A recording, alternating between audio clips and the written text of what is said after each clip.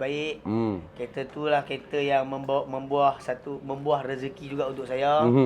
So jaga abang baik-baik insya-Allah. Lagi satu, terima kasih sebab tak bayar RM1 pun dah tukar nama dulu. Ah, itu mahal betul. Itu mahal betul. Abang bayangkan lah geng, abang bayangkan lah. Kereta tukar nama dah. Tak bayar lagi. Bayar selepas seminggu lebih, betul tak? Seminggu lebih. Nampak rare tak rare benda ni. Tapi disebabkan bos Ijan lah. Kalau tak kerana bos Ijan ni, saya pun gaduh juga. Pun takut juga kan. Bos Ijan punya pasal, kita yakin. Business to business, okey, tak masalah. Ya, terkejut. Tiba-tiba orang Tamprin datang nak tukar nama. Bayar belum? Deal, telefon belum? Abang, terima kasih, percayalah. Terima kasih bang. Apa-apa tak kena, apa-apa kurang apa-apa, beritahu tu saya. Okey, boleh. So far macam sekarang saya tinggal kat abang kereta tu, so far dalam condition yang memang terbaik lah. Kalau ada apa-apa benda yang kita tak nampak, abang beritahu kat saya.